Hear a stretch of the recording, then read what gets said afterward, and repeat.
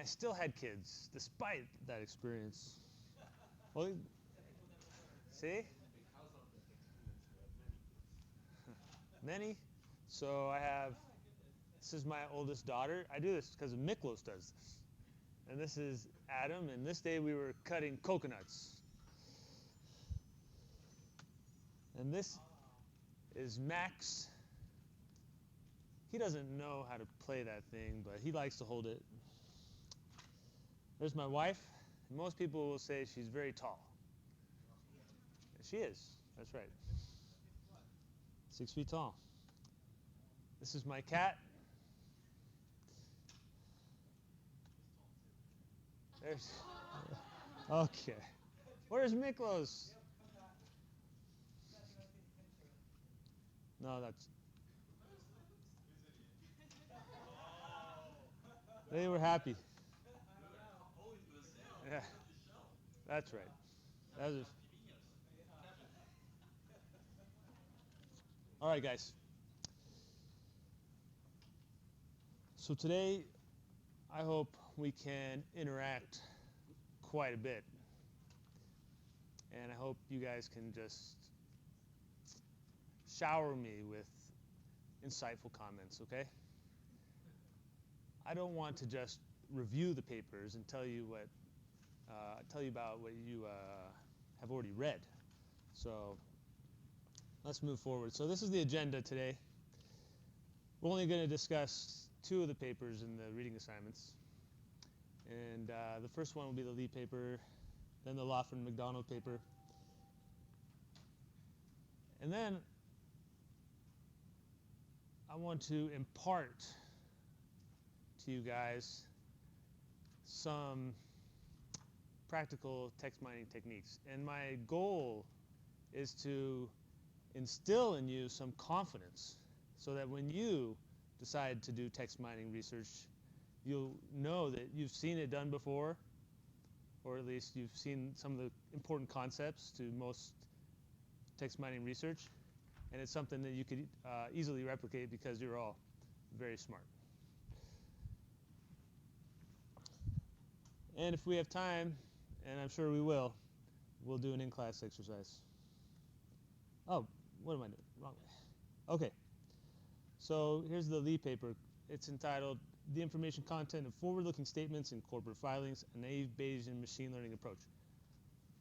So Dr. Lee came to Rutgers a couple years ago and presented his research. And he's basically recognized as one of the main accounting researchers who brought text mining and content analysis into the mainstream. So this isn't the paper that did that. It was a readability paper, but this is one of his papers that came soon after that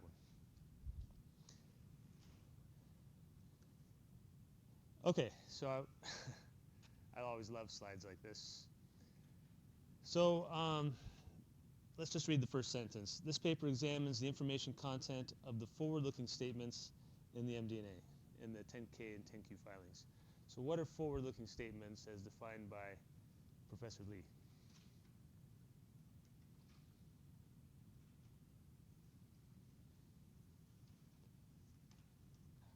Kristen. I'm not sure how he exactly defined it. I can't remember, but I mean, forward-looking statements are just making some sort of future projections, usually on earnings in the MD&A, and since that's not required to be audited by the firm has kind of a little more leeway in these estimates. Okay, so what you said is part of what you said is exactly right. That there are statements about the future, okay, and many of them are about earning. I don't know about most, but many of them are about earnings. And actually, he breaks it down in his paper what the topics of the forward-looking statements are.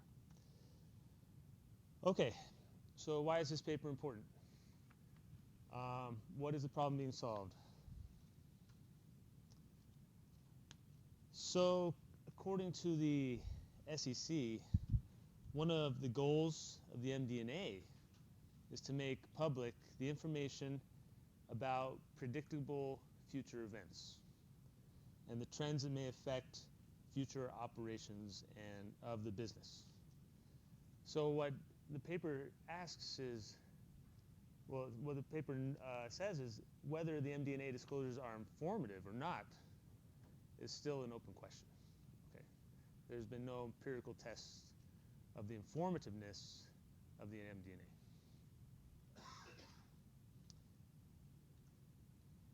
So, why would we think the MD&A is informative at all?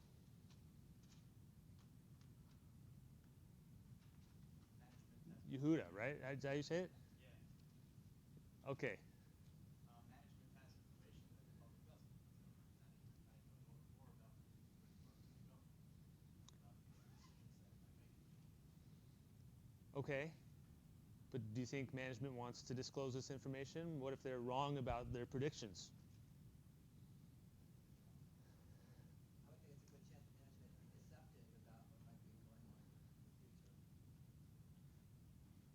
Yeah, sure. If management wants to mislead people, this would be a good place. Sure. Now you said again that it gives management a chance to tell people what's going to happen, right? And I asked the question. I said, well, what if they're wrong? Does anyone? I mean, the paper addresses this in a couple places. No? Okay. Well, Shuan.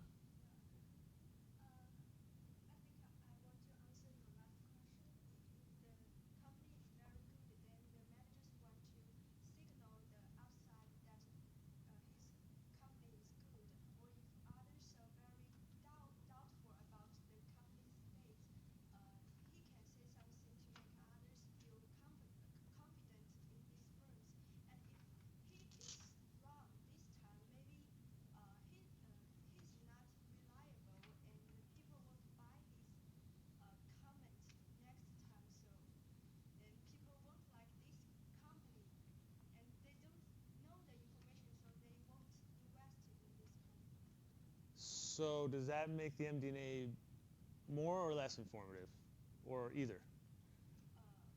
I think you gave two examples.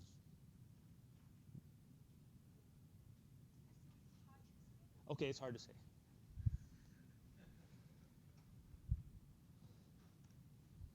Okay, now why would the MD&A not be informative? And I'm going to go answer these questions for you in the next slides, but I want to hear what you say. Why would the MD&A not be informative? Why isn't it just obvious that the MD&A is going to contain informative information? Abdul Rahman. Yeah, because like what you said, because it doesn't necessarily have to be true, because it's just they're giving information because you can't rely on that information. It's just speculating about the future. So may not add that much information to the user. Right. So the management may be poor fortune tellers. They may be poor predictors of the future. Ahmad. Information is negative. You won't depend on them saying it. What's that? I mean, they will never try to say everything negative. So they're holding information back. They They're always gonna, cover up. okay. So They have they have templates. what? They have templates. I mean, Oh, the language is very boilerplate, yeah. and they just follow that. So there's nothing new. It's just we have to have an MD&A, so we're going to do one, and we're not going to put too much effort into it. Well, yeah, sure, Denise. Yeah, straight up deception. Okay, so you're back to their liars. I'm very cynical. So the information just may be outright false. Well, they can say just what they're hoping. They're projecting, but life happens. Projections don't come through, so I know it's deceptive. Okay, so this is from the paper. So maybe it's just informative because it's so well read, okay? Which doesn't really mean it's going to be informative, but so many people rely on it, it's in management's best interest to make it informative. That's what analysts rely on the MD&A more than any other part of the 10K, according to some paper that's cited there. So this may be a reason why we expect it to be informative, because obviously they're doing a good job. Okay, and back to what you said, Yehuda, about making predictions. So there are laws in place, or regulations and provisions, called safe harbor laws, I guess. So what that means is you're allowed to make predictions about the future, and as long as you're not trying to deceive people, then you're protected if those predictions don't come true. How can you prove the deception in this case? You really can't. It happens, deception versus an accurate prediction. Okay, so this is a reason why MD&As might be informative. It's also a reason why they might not be informative. Okay, so let's look at that. Yeah, Michael. No, I don't know. But what'd you say? Relative to what? I didn't hear your question. Informative relative to what? Okay, so in this paper, informative relative to predicting future earnings. So that's his principal analysis. So he runs a In general, if there was no other information in the world, then obviously it would be informative, right? yeah, so you're saying, is it more informative than the information that's already being used, the numbers in the 10K? Well, I presume that's what the empiricists do, right? Well, you would, Basis of comparison. but in this paper they don't do that comparison. They just look at the MD&A. They don't compare it to, or do they? I mean, they have control variables that they add to the regression.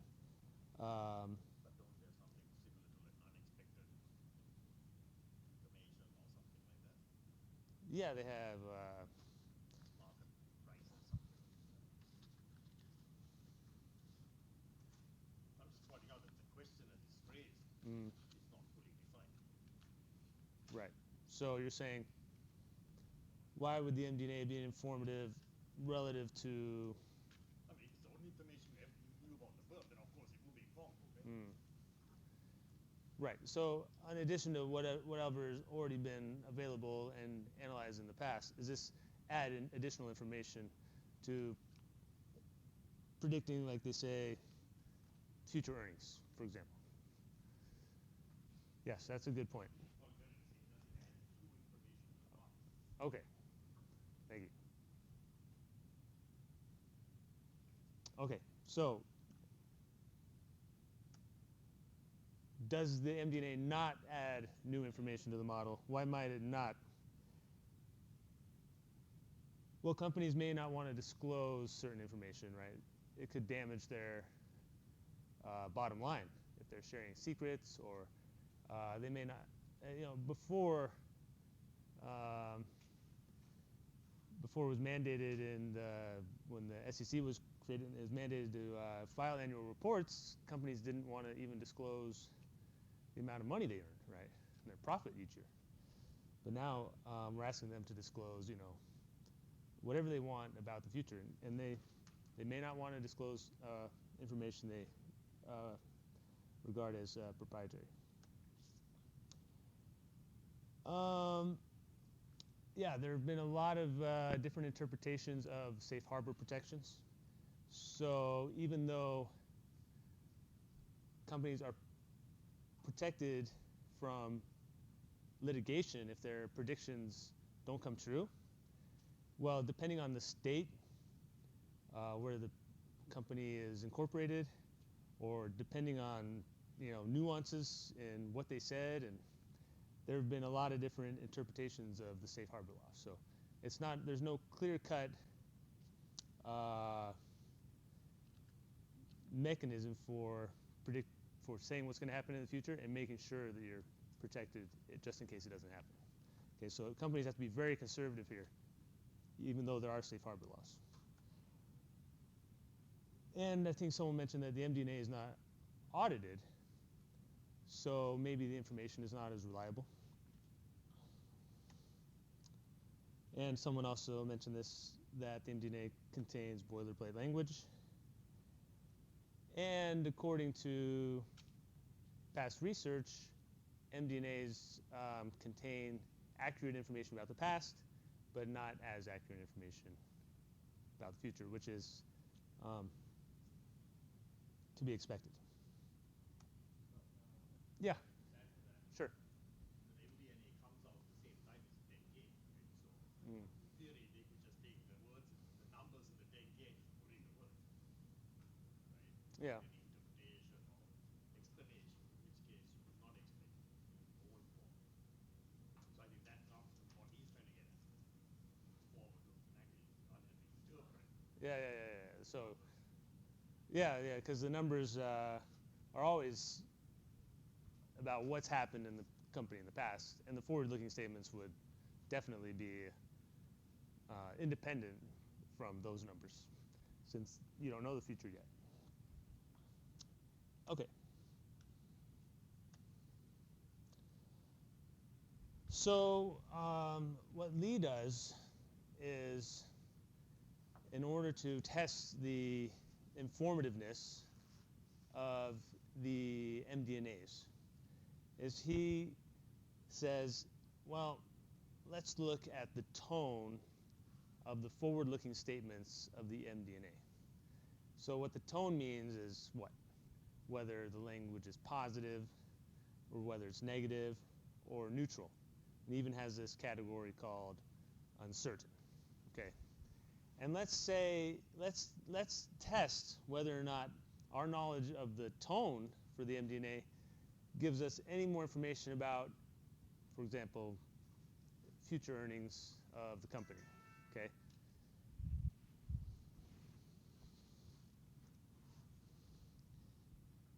In addition, he also investigates whether the information content of the MD&A is different in two different time periods, so pre and post SOX. Also, at the time of SOX, there were new guidelines issued by the SEC on the type of information you should put in the MD&A. Yehuda. Yeah. With regard to the first statement, assuming that management actually does make a good prediction about the future and they're just hiding it, right?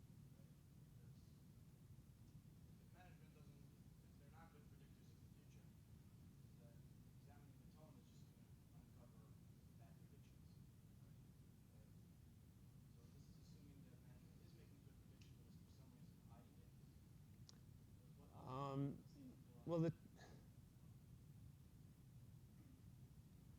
so what he's examining is whether in these statements that have predictions in them, whether there is happy language or sad language, whether there's a positive tone associated with these predictions, or whether there's a negative tone in these sentences. So now, go back to your point again. Okay, so Did you have that? assuming that if the words are, they're trying to make a positive prediction, but the tone is negative, then we're assuming that management is hiding something. Going back to what he said, that they're deliberately hiding something. They're making a positive prediction. No, I mean, not necessarily, okay? So maybe they're very conservative, right? So in their conservative language, they may not try and be very positive about predicting, positive results, for example. Okay, or the opposite. In other words, they're writing something that doesn't sound like a very good prediction, but really there's much more positive behind it. But management, the assumption is that management knows something that they're not yet get over in their statement. There's some underlying information that management has that's not being written explicitly. Well, I don't know if the assumption is that they're hiding something in this paper. But, sorry. No, why would it change? I was going to say, I think that what Yud is saying is that there's information that's left to be stated explicitly in the statements that can be interpreted from the tone. Is that what you're saying? Right. No, there's a Like bit more there's information because information left, like not explicitly stated, and he's saying that we can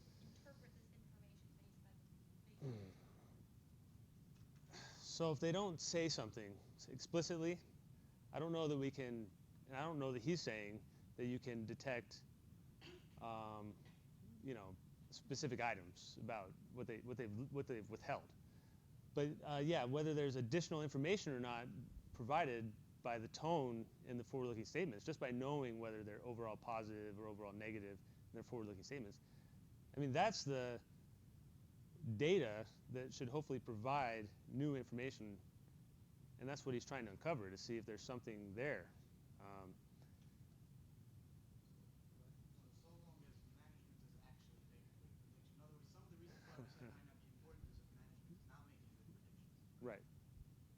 The other reasons want to keep something hidden so it would come out here, or doesn't have to be that. Right. So what Dr. Lee is testing is whether or not when there's a positive tone, are there positive future earnings? And I guess you're saying that would mean that management made good predictions because they were positive when. Right. Okay. I mean, I don't know if that's a good predict. All I know is that he's saying that the positive tone indicates that there will be increased earnings in the future. Okay, and those are the exact results that he finds. Okay. So another big part of this paper is investigating what he calls the economic determinants of tone. So he looks at financial information of the firm in the same 10K where the tone is evaluated.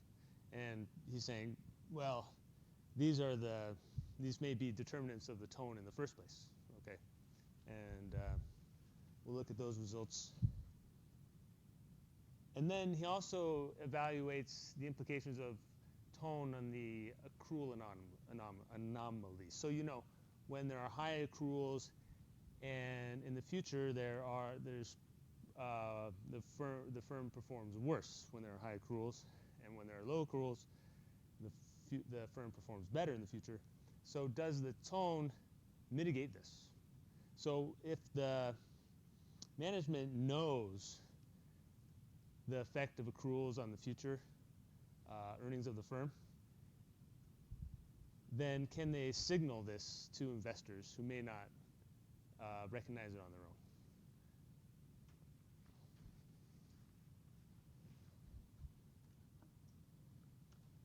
So according to Lee, these are the contributions of the paper. He uses a naive-Bayes statistical learning method, and we'll go into that in more detail. It's a large sample study on forward-looking statements, and he improves on these small sample studies by examining the determinants of the MD&A tones, the evidence on time series change in MD&A tones, and whether the information from MD&A impacts investor response to accruals. Okay. So this is where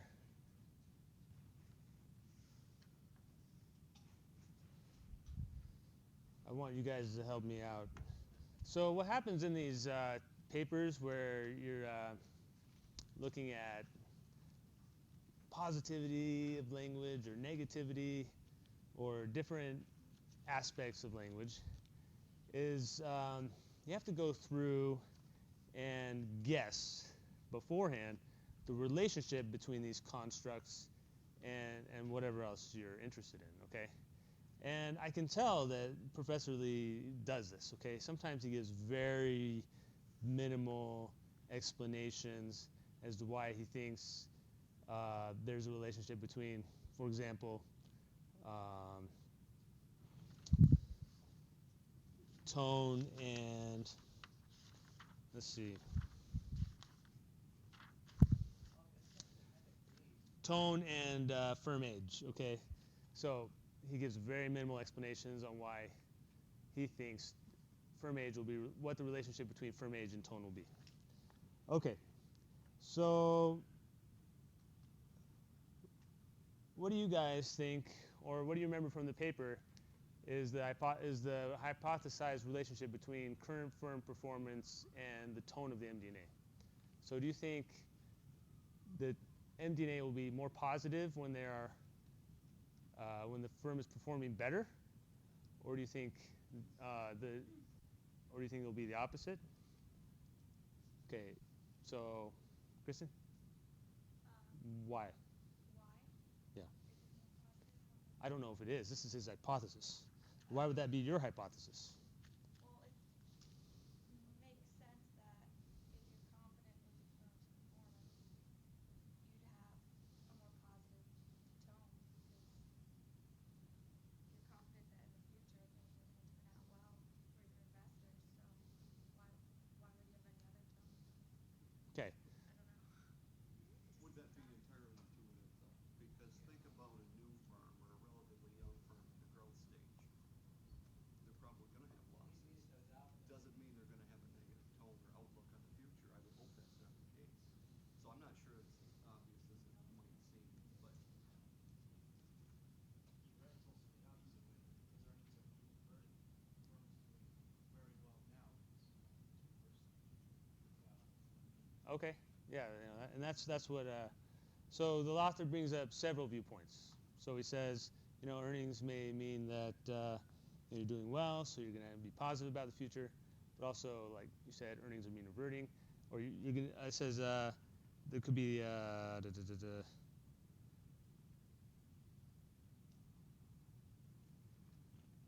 litigation concerns may encourage firms with good current performance to be more cautious in discussing future events. Earnings are mean reverting, which implies a more negative tone in the forward-looking statements. Okay, so he says it's a toss-up. He doesn't know. He doesn't know if it's a positive or negative relationship with tone. Okay, what about accruals? So if you have high accruals, are you expecting more negative language? Or the opposite? Okay, well, let's assume everyone tells the truth. pretty strong assumption.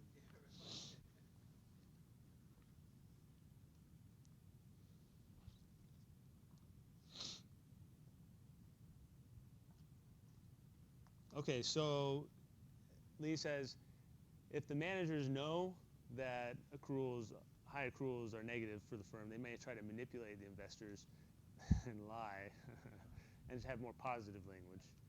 But if they want to just reflect the current performance of the firm and what they think is going to happen in the future, then they could have more negative language. Okay.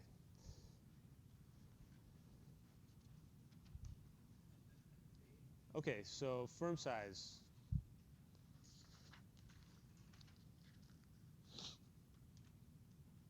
So are big firms more positive or negative? I mean, what do you guys think? So from all I can tell from some of his hypotheses and his explanations, is a lot of these he's just pulling them out of his head, like. Why would they be more cautious? This is saying that larger firms may have more cautious MLS because of the higher political and legal costs due to their visibility. Yeah, so maybe that's one reason, but it's a very short explanation. But he's saying big firms have a bigger target on their back, so they should be more cautious about the future. Yeah, Yue.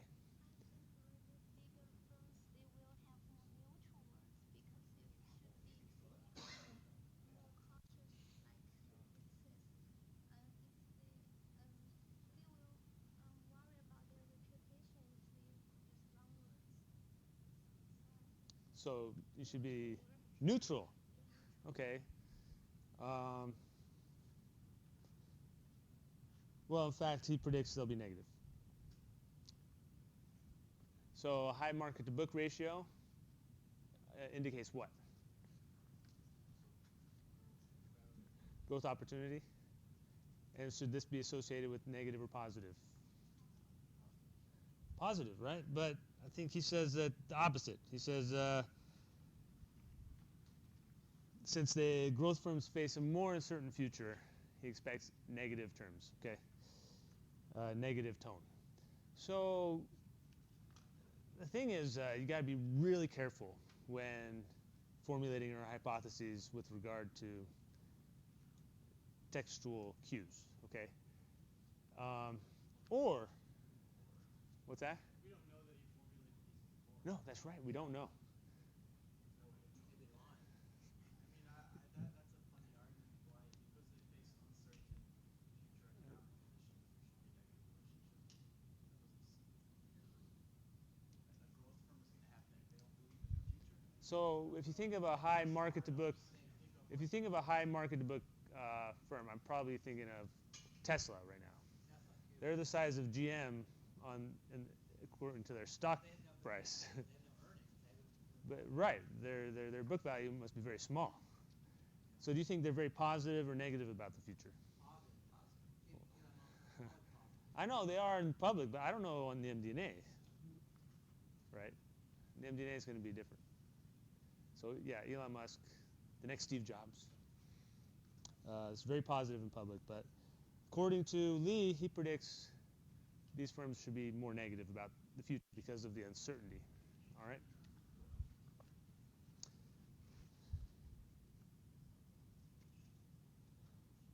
Volatility of operations seems negative.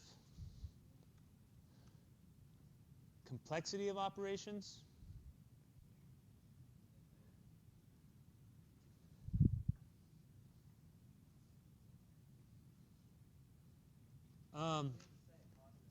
No, he doesn't say. He just says he investigates. This is nice because in the results he has two constructs for the complexity of operations. So the number of segments and the number of geographic locations, and one's positive and one's negative. So he was spot on. So I don't know. My advisor really frowned on what you were talking about, Yehuda, hypothesizing after the results are known. Harking, right? Do you guys talk about that as well? Hark. Hypothesize after the results are known. Harking. It's called harking. Yeah. Is that okay? Is that okay in accounting, Juan? Are you allowed to change your hypotheses once you know the results? Okay, but Yeah, a truthful world. but in this paper, he's spot on. Every paper. Wow. Okay. Firm age. He says the bigger the firm, or the older the firm, the more negative. Wait a minute. Young firms face more uncertainties. Managers of young companies are likely to be more cautious. So young firms should be more negative. I think I wrote that wrong. Well, the problem with this, there's a big typo in the paper right here. So he repeats the whole sentence from the market to book ratio section. He says a negative relation between market to book ratio and MD&A tone is expected.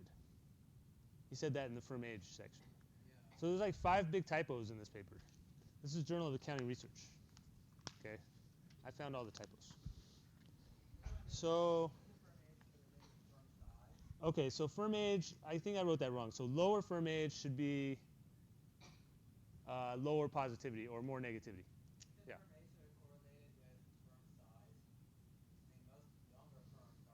Well, there's a correlation matrix. We'll look at that. Okay, so he discusses 2 firm events. So a season equity offering. Okay, so you're offering equities after the IPO, right? So is this a positive or negative sign? I mean, positive why?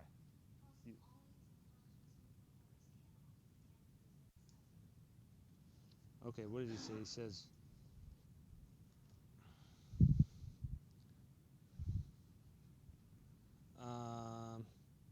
it just says that they have an incentive to discuss the future outlook more positively. Yeah, so it's positive. And M&A, it's the same thing. Firms with a more positive outlook are more likely to issue new equity or make acquisitions. Special items. So if you have a lot of one-time events, either like a large expense or a large source of revenue, is this positive or negative?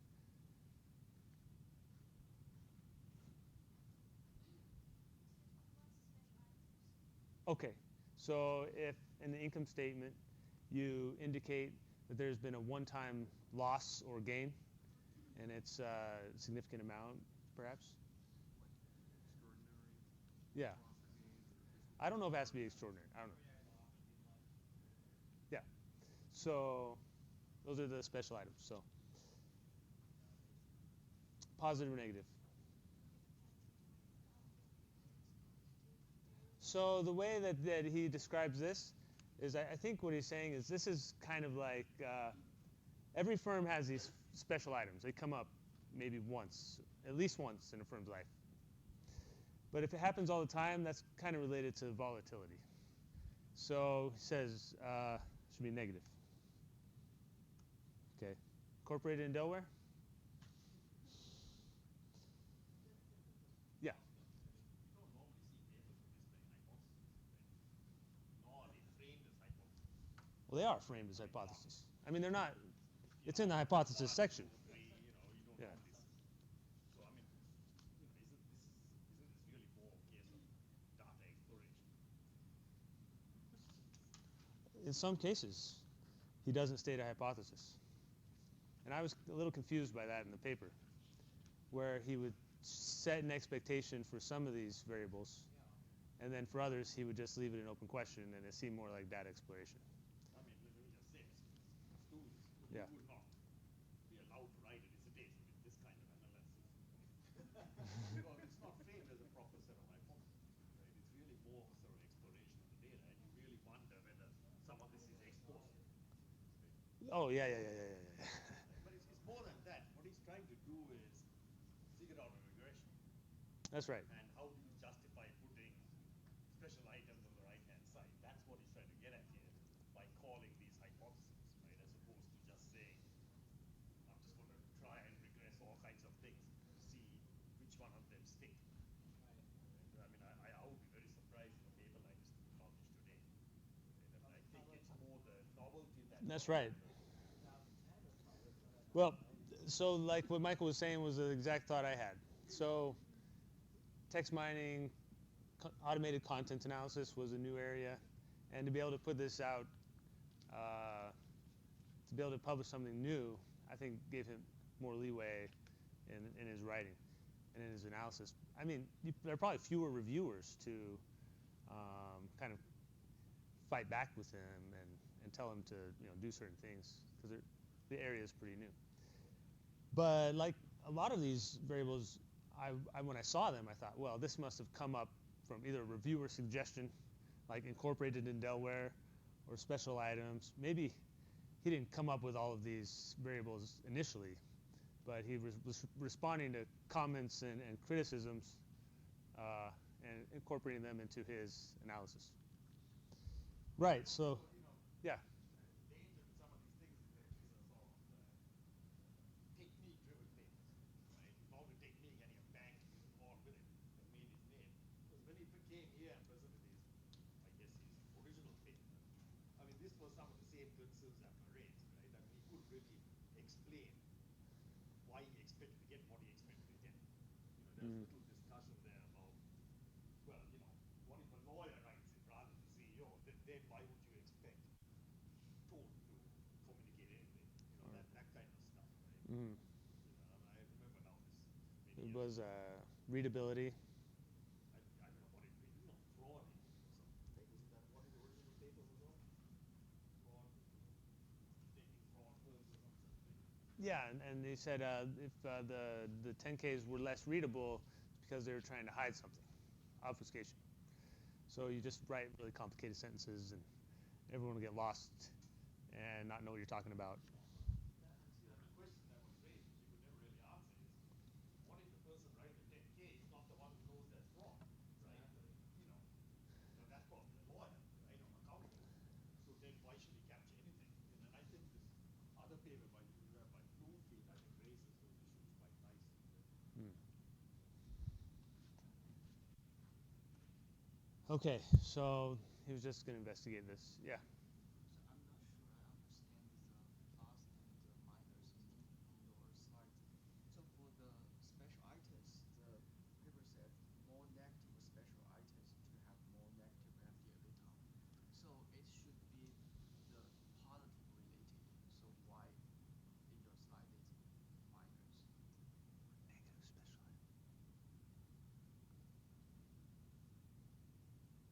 Okay. No, you might be right. I took it to mean the existence of special items. Okay. So I'm not sure how we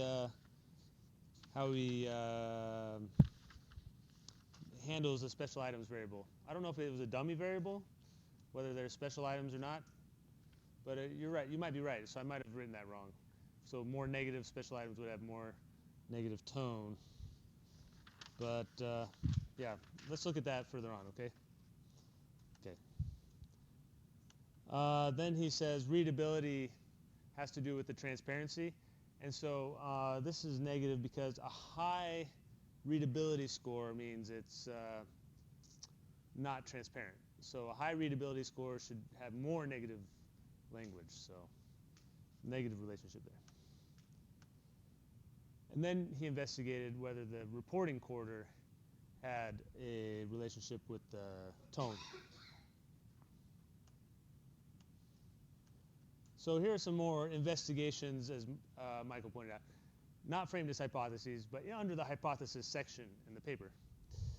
So he wanted to know if the MD&A disclosures contained information about future profitability and liquidity. Is there a systematic change in the information content of the MD&A over time? And do MD&A disclosures affect how investors respond to information and accruals? Okay, I already mentioned these in the previous slide. So what's the methodology? Okay. Well, Dr. Lee faced a problem, okay, and that was, how do you take all these forward-looking statements that he identified and classify them as either positively or negatively toned? So one approach is to use the dictionary approach. And the dictionary approach was take a list of words that are identified as positive and see if these words are in these sentences or not. And if there are more positive words than negative words, then we'll call it a positive sentence. There's also a dictionary for negative words. And he said we can't do that because at the time, the only dictionaries that existed were developed by psychologists and sociologists. They call them psychosocial dictionaries. And then he was worried that they didn't apply very well to the context within which you find the MD&A, with all this financial information. So in this example, here's a sentence. In addition, the company has experienced attrition of its Medicare and commercial business in 1998 and 1999 and expects additional attrition. So it sounds like a negative sentence, but according to one dictionary, a Harvard dictionary called General Inquirer, this sentence has two positive words, experienced and expects, and no negative words. So it would be a poor classifier in this case. So he uses a different approach to classify his sentences. He uses a naive Bayes learning algorithm.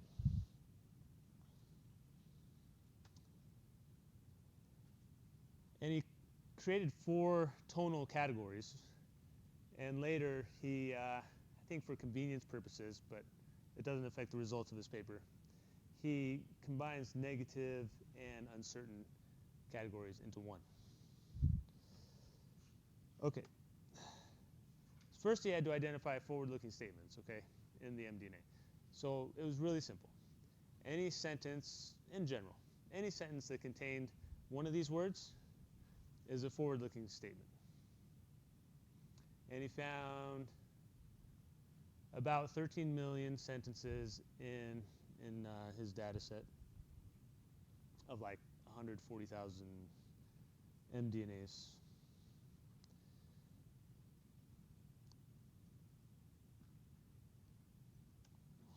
So since this time, he's put out a new list of forward-looking statements, or of words that you can find in forward-looking statements.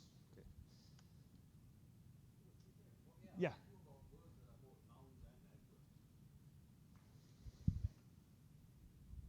Oh yeah. I don't think he adjust for that at all. I think it's just a dumb, naive, you know. But how do researchers like to deal with that? Um, Plan B. so what I would do to deal with that is use what's called a part of speech tagger. And there's one that's tailored pretty well for accounting documents, like 10Ks or MD&As, because it was built from Wall Street Journal articles. So what a part of speech tagger does is it's trained on these Wall Street Journal articles where people manually coded words according to their part of speech. Like you said, it could be a noun or an adjective or a verb or whatever. Then you can run the text through the model provided by the manual tagging. And you can automatically tag all the words in a sentence according to their part of speech. So that could address some of your concern. They're And, looking at more than one word. what's that? They're looking at two combinations. So what you can do with the part of speech tagger is really nice. So when I run the part of speech tagger, you can tell it whether to look at 3-word combinations. And the way it works is it'll say, okay, here are the 3 words currently processing. And if these 3 words exist together in the manually tagged corpus, then we'll use those tags. And if it doesn't find those 3 words together, it'll look for 2 words. It'll back off and look for just 2. And then it'll back off and look for just 1. So I've tested the accuracy of these methods. And if I were to take, I don't remember what I used, if it was an MD&A or something, and I used what's the unigram tagger, where it just looks at 1 word at a time. You know, it'll say, well, it sees the word plan. It'll probably tag it as a verb because the most common tag for the word plan is a verb, let's say. And if you use that approach, it's about 70% accurate. But you start going to what's called the bigram tagger, it'll go up past 90%. But you got to try to match the original model or the corp, that it's based on, with the type of text you're tagging. So there's Wall Street Journal texts, there's telephone calls, there's textbooks, there's newspaper articles, there's all kinds of So taggers. technology did not exist when he was. Oh no, it existed, but he didn't use it. I was learning about it about the same time he was writing the paper. So yeah, it definitely existed. The Penn Tree Bank was created in at least the 90s. I don't know. It was well past then when it became very accessible to. It was only in linguistics, and I'm not even. And I guess computational linguistics, because I think the purpose of it was to create these automated taggers. So. Is this a field where technology moves very quickly? Unlike say figuration or something. You expect today things will be totally different than 2010? No, I don't know. I'd say it moves faster than standard accepted statistics, but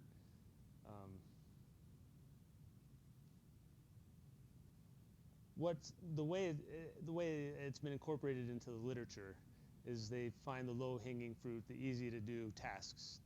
I know a little programming.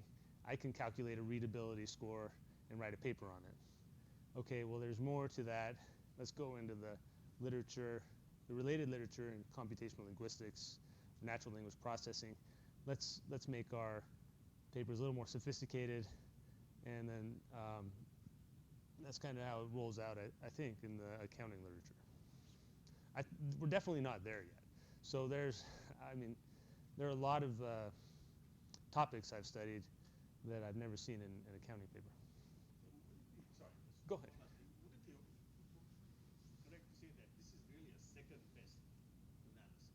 I mean, the ideal is to read it, obviously, right? And understand the context of the words. The ideal would be what we use for the last very complex understanding or full context understanding, whereby computer is smart enough to interpret all the nuances of what the subject. So this is a substitute for that. Yeah. We're trying to replicate using some cruder measure, something that is feasible, what a improve by reading the actual, attrition or whatever they. So here's the gold standard. And I'll tell you what it is. What's the word? It's called semantic disambiguation. No, I got the word wrong. Anyway, semantic disambiguation? Word sense disambiguation. That's what they call it, WSD. Word sense disambiguation. And what that does is exactly what you're trying to do. It'll take the word plan, and it will know that there are 18 ways to define the word plan, and it'll assign the correct definition. So there's a model that people are trying to incorporate to assist in word sense disambiguation. So it's developed at Princeton. It's called the WordNet. And when I was taking my classes in linguistics, they said, well, every paper has to use WordNet. It was just a joke. Haha. Okay. So what WordNet does is it groups every word in the English language into what they call syn sets. And syn sets are just groups of words that have similar meanings. And it does other things too, like it has hierarchies. I don't remember. It has its own set of terms to describe this, but some words are subsets of other words. Some are more general, some are more specific. And it basically maps the English language. And it's all in a nice, it's all in a nice format for computers to read. So I found this module in Perl that claimed to use WordNet to perform word sense disambiguation. So when I was a PhD student, I tried to get it working, and I never could. It just always threw an error. And since I wasn't that great with Perl, I looked for a programmer. So this guy comes, Dr. Lee, and I assume he may see this video someday, so he's really great. He works in Perl. Yeah, Lee he does Perl programming. So I said, hey, do you think you can get this working for me? This is what we need to do in the future. But of course, like most people that come through, I don't follow up with them, or they don't follow up with me, or whatever. But we lost communication, and I have no evidence that this module actually works, or how well it works. But it claims to do some word sense disambiguation.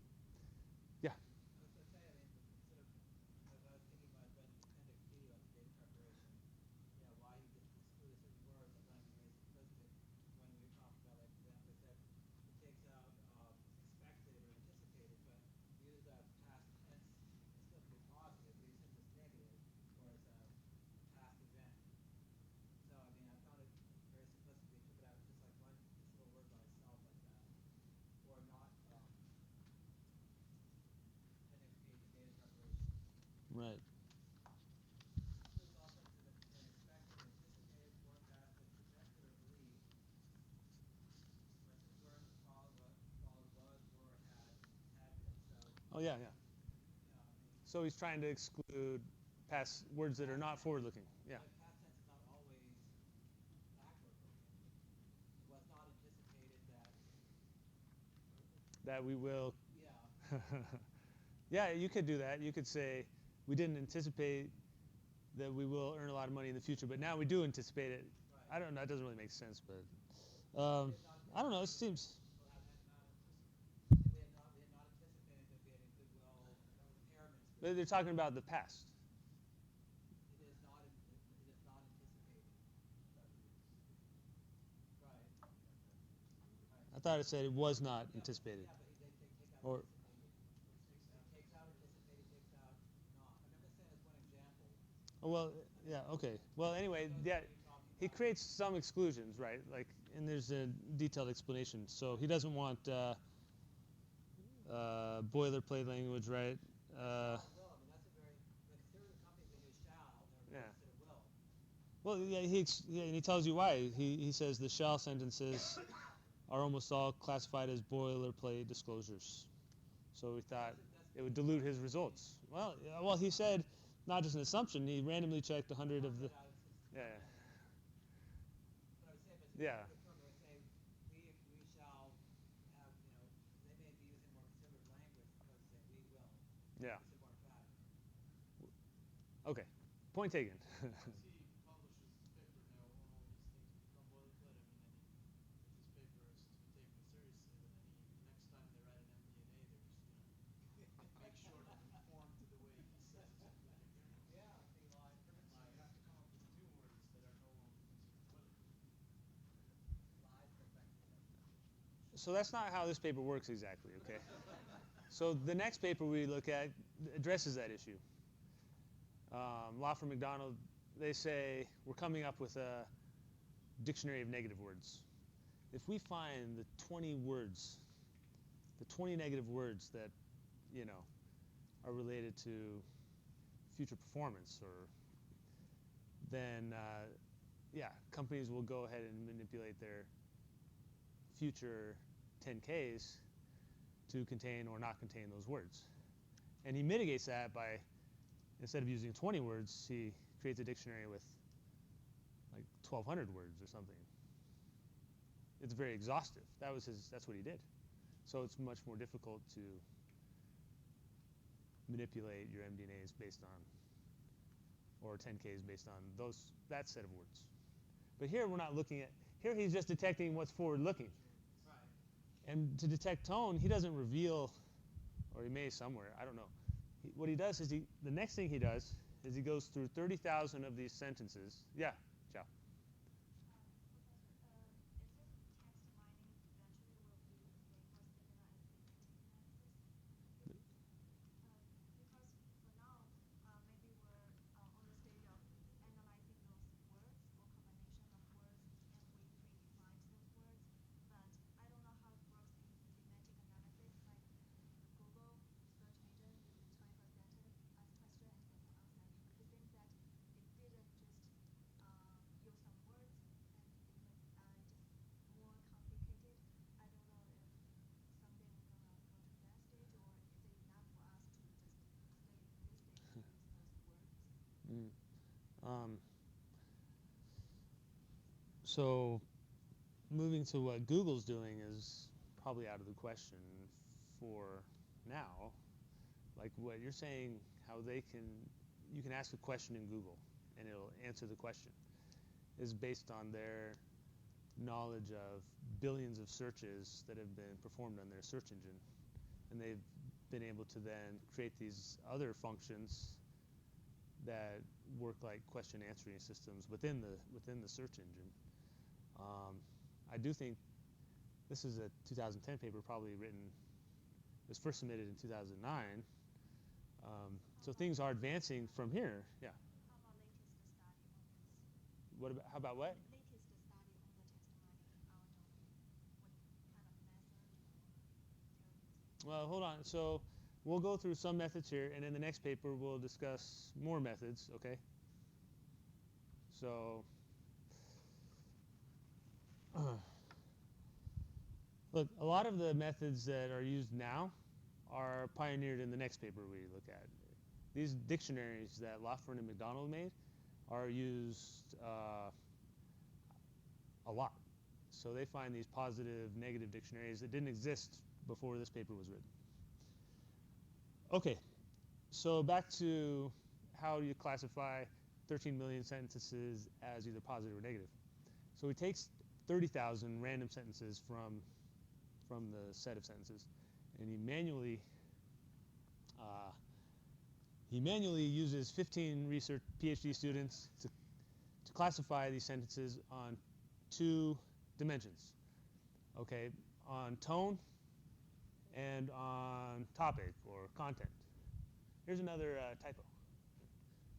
Yeah. Can you discuss, does he reconcile, do he have like 2 or 3 students doing the same sentence at the same time, and they cross-check? Yeah. I mean, I don't think he. Ahmed and a few of mine and myself and a few of our work Yeah. same project, and there's differences on almost every sentence. We have to reconcile everything. Right. So I didn't see anything Because it's very on iterator. That's called like iterator reliability. right, yes. Yeah, I didn't see anything on that. I think he mentions probably. Let me see if he mentions. Has every person seen? Oh, here we go. Appendix D. He gives these instructions. You know, he has highly qualified native English speakers.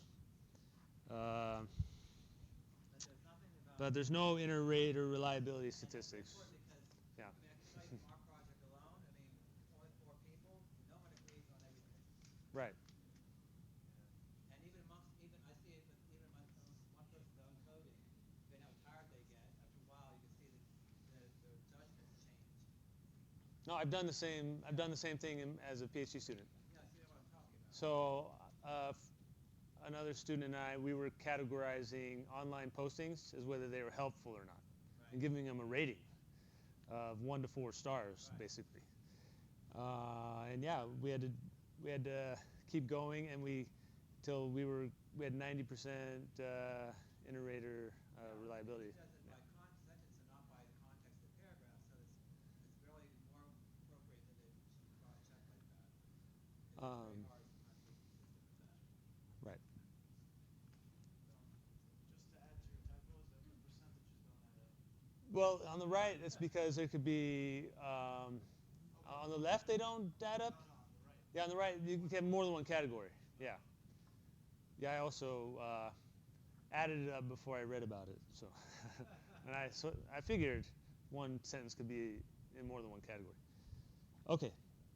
So you can tell that 40% were neutral, 20% positive, 18% negative, 22% uncertain.